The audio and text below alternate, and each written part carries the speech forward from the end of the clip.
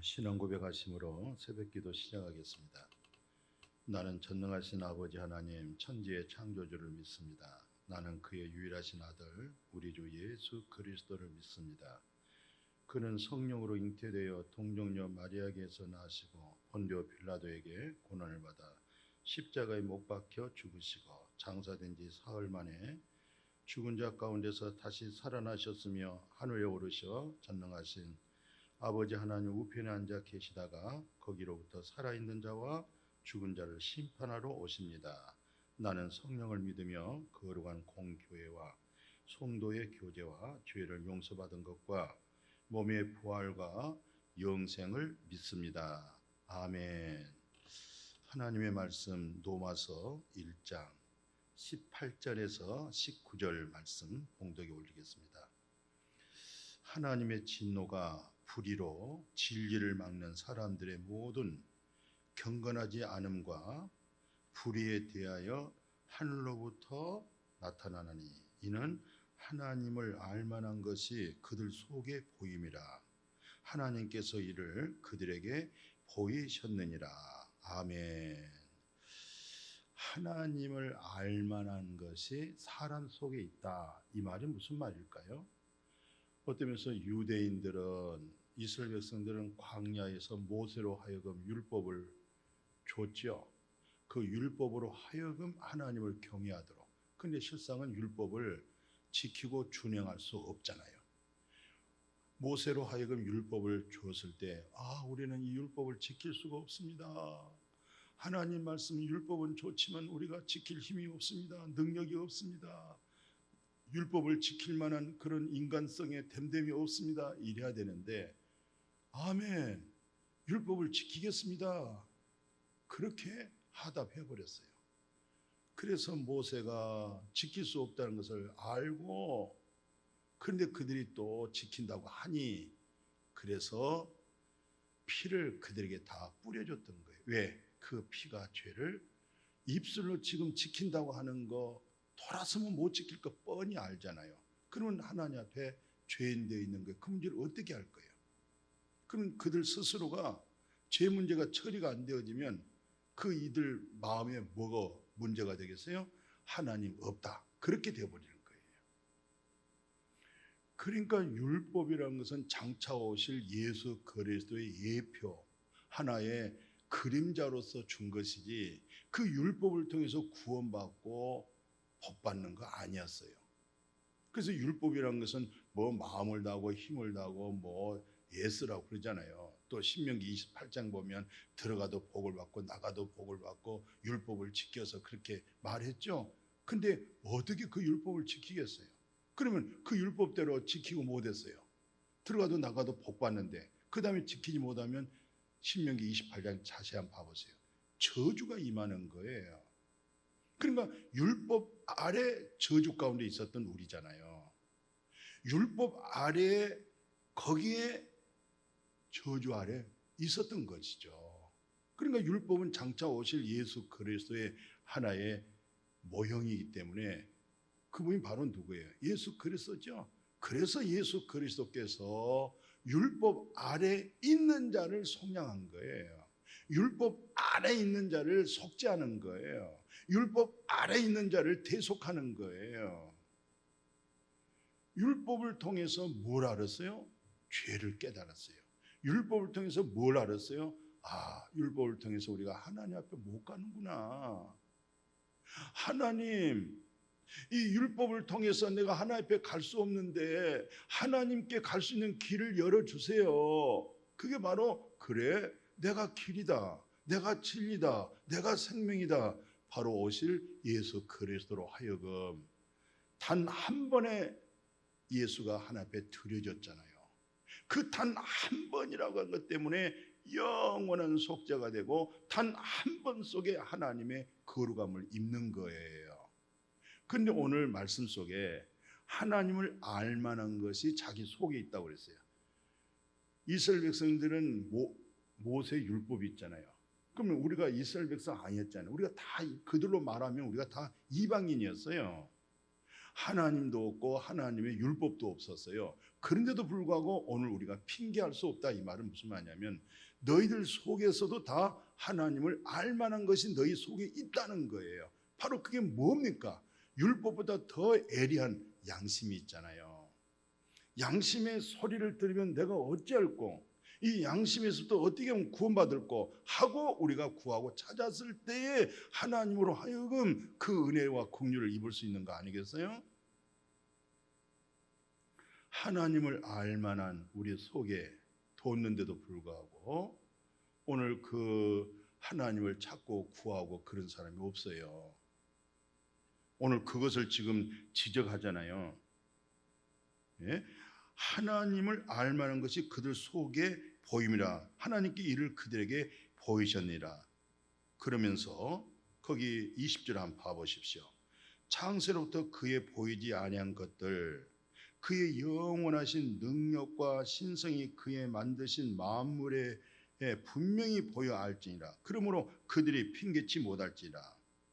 하나님을 알되 하나님을 영화롭게도 안 하고 감사하지도 아니하고 오히려 생각이 허망해져 가지고 마음이 미련한 마음이 생기는 거예요. 그러니까 마음이 미련하다 이 말은 마음이 어둡다.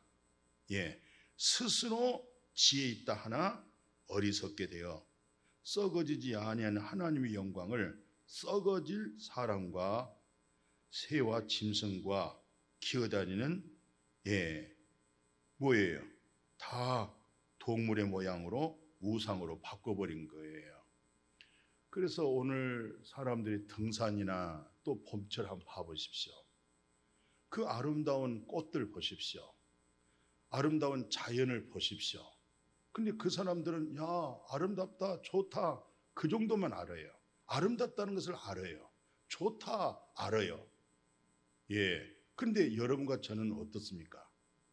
야, 이 꽃 아름답다. 아, 이 꽃 예쁘다.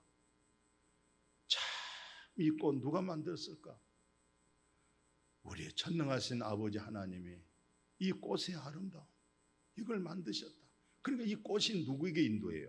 이 꽃이 하나님께 인도하잖아요. 그죠? 이 우주 만물을 통해서도 다 하나님이 우주 만물을 창조했다. 그게 일반 계시죠? 일반 계시를 통해서 하나님 아버지 그렇게 자꾸 불러요. 그러면 그 하나님이 우리에게 큰 상을 주는데 무슨 상을 주겠어요? 예수 그리스도에게 보내주는 거예요. 예수 그리스도에게 보내면 우리는 예수를 통해서 내 죄 사함 받아버리고 예수님이 죽은 자 가운데 부활하셔서 그 부활의 생명 영생까지 얻잖아요. 그리고 다시 예수 그를 통해서 하나님 감사해요. 내가 경건치도 하지도 아니하고 내가 죄 가운데 있을 때에 나를 의롭다 하신 이를 믿으니까 그 믿음을 보고 의로움을 준 거예요. 그 믿음을 보고 죄 사함을 주신 거예요. 예수 안에 있는 놀라운 생명 영생까지 주셨던 거예요.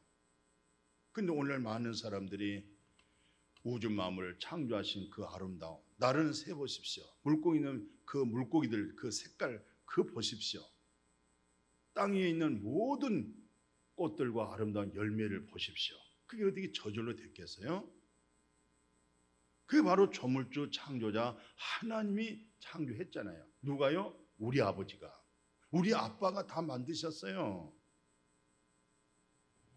나의 아빠 되신 하나님이 그 아빠 하나님을 알도록 그분이 또 성육신 되셔서 오신 그분이 바로 또 예수 그리스도시잖아요.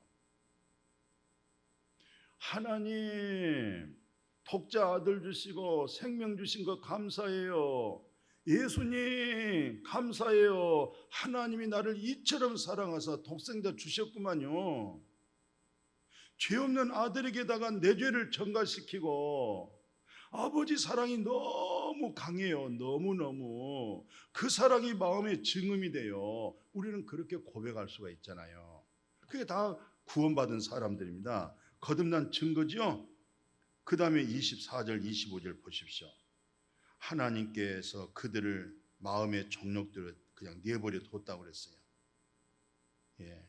그러니까 이게 뭐 하나님의 진리가 없는 인생들 그 한때 이때 노마스를 쓸 때 많은 참 동성애로 인해 가지고 어마어마한 사람이 죽어가고 병이 전염된 일들이 있었잖아요.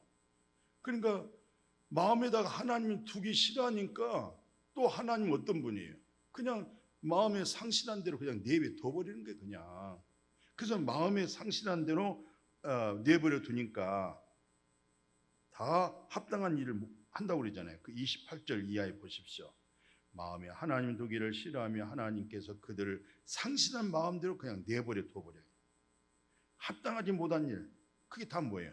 불의함, 추악, 탐욕, 악의가 가득하고 시기, 살인, 또 사기, 악독이 가득하고 수근수근하고 비방하는 자, 하나님께서 미워하시는 자요, 능력자요, 교만한 자요, 자랑하는 자요, 악을 도모하는 자요, 부모 거역하지요, 우매한 자, 배반한 자, 무정한 자, 무자비한 자, 그뿐만 아니라 이 같은 일을 행한 사람들은 하나님이 사형에 해당하다 딱 이렇게 정해놨는데도 불구하고 자기만 행할 뿐만 아니라 또 이런 일을 행한 사람을 옳다고 인정하고 거기에 입맞추고 같이 쏘곤쏘곤하고 같이 말을 하는 사람이 있어요.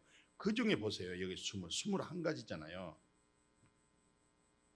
마음에다가 하나님 두기 싫어하니까, 그러니까 하나님이 그 상실한 마음들 그냥 내버려 둬버리니까 육신에서 너무너무 많은 21가지 열매가 나왔던 거죠. 그 중에서 한 가지만 열매가 있어도 사형 이렇게 정해놓는데 이 사실을 알고도 본인 자기 입에서 이 21가지의 육신의 열매가 맺어지고 있는 거예요. 왜 그래요? 마음이 어두워서 그렇죠. 왜 그래요? 마음속에 진리의 영이 없잖아요. 하나님의 거룩한 영, 진리의 영이 있다고 할 때는 물론 우리 육신에서는 그게 나올 수가 있어요. 그러나 다시 내 안에 계신 그리스도께서 수도 그 원치 않는 거야. 그 지시하는 거 아니겠어요? 우리 안에 계신 주님께서.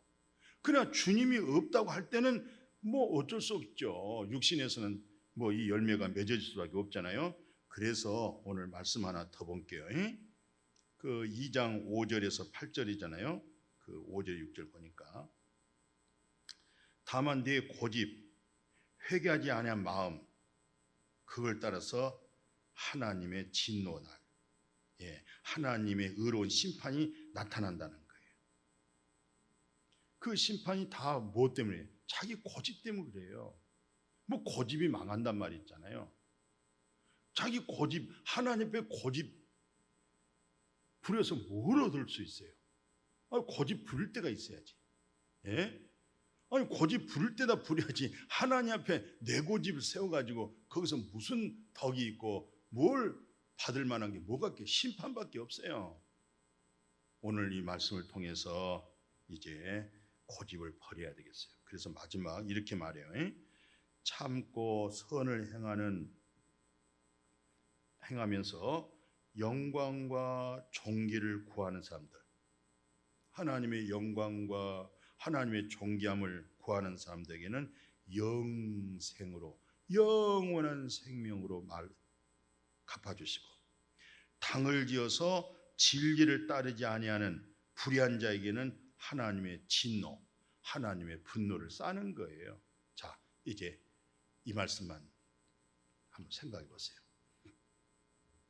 정말 하나님의 은혜와 영광을 구해보세요.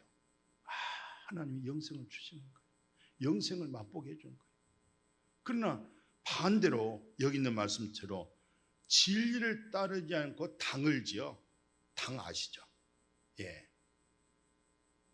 그냥 사람당, 이렇게 당을 조직해 가지고 그 당의 조직에 의하여, 당의 힘에 의하여 그것은 하나님의 분노와 진노를 쌓은 것뿐이에요.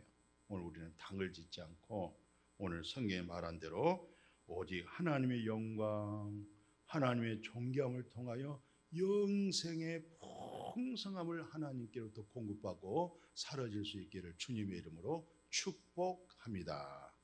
거룩하신 아버지, 이제는 존귀와 영광을 구하는 우리에게 아버지의 영광과 존귀 속에 영생을 얻게 하시고 절대 교회 안에서 당을 짓거나, 그것은 하나님이 분노하십니다. 하나님의 진노가 쌓게 돼 있습니다.